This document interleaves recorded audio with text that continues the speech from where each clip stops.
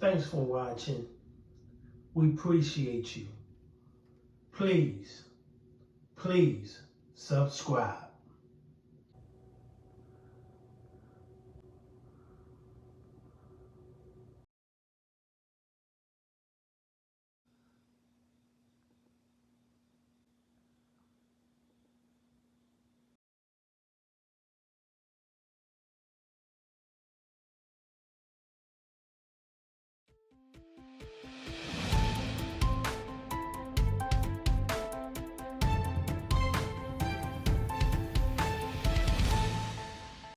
We're here inside the headquarters of the New York City Sheriff to get a first-hand exclusive look at how they're cracking down on the illegal sale of marijuana through various businesses in New York City.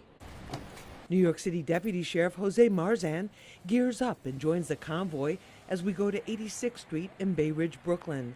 He's part of a new joint task force that includes the Office of Cannabis Management, the NYPD, and DCWP, the Department of Consumer and Worker Protection.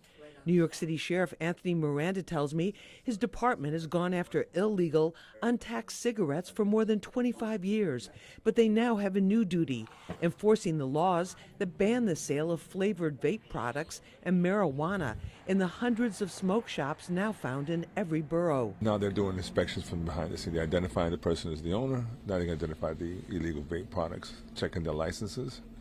And then anything that's illegal that's found on the shelves. In this instance, they say they found hundreds of illegal flavored vape products, some with bright colors and catchy names. In this bag is a bunch of flavored vapes, all different kind of flavors, stuff like this.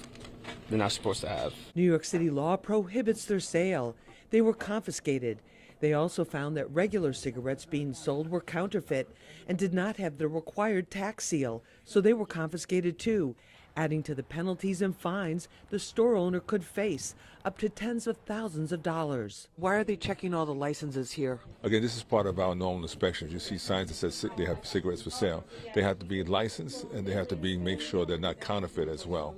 So we inspect all the licenses that are issued to the store to ensure they're in compliance, and any of the illegal products that we see, then we issue notices of violation, and depending on the level of the criminality, they can either see a criminal court summons or be subject to an arrest. Part of the store inspection also includes a search for traps or hidden compartments where marijuana can be stashed for later sales. This location had hidden storage compartments, but no marijuana was found. Hidden compartments, sometimes, you can find a hidden compartment behind something and we have to check it out. A day earlier, the task force says they found 100 pounds of what was being sold as marijuana stored on a floor in the basement of a Queens smoke shop. The alleged seller was arrested. Stores can rake in as much as $10,000 a week from marijuana sales. It's incredible. There's, pounds and pounds of marijuana illegally being sold, and it's just completely unregulated. With the legal retail sale of marijuana expected to begin in January, some smoke shop owners are trying to get an early start, but it could cost them a hefty fine or their freedom, says Sheriff Miranda. Everybody should know that it is against the law to sell marijuana in New York City. They decriminalize it so that normal everyday people wouldn't get arrested for it, and they can have up to 3 ounces. But anything else that we find in these commercial establishments, if they rise to the felony weight, they can still be arrested for the illegal sale and possession of marijuana. These people have been selling before any licenses were issued at all, and the locations that we are in right now today, none of these locations have applied for or received licenses from the state. A major concern of the task force is the way the unregulated products, especially edibles, are marketed to children, with names like Lucky Charms spelled with a Z.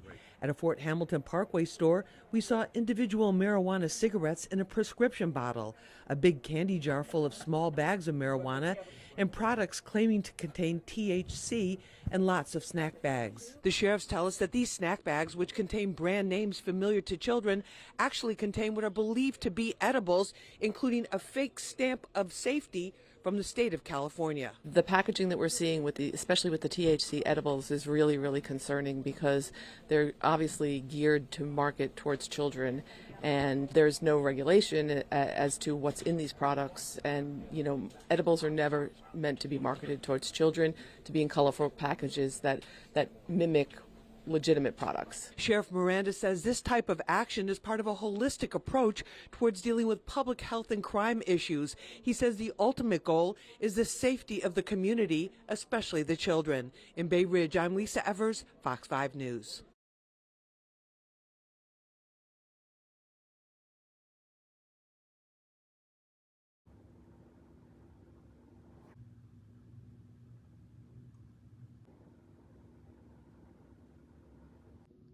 Thanks for watching. We appreciate you. Please, please subscribe.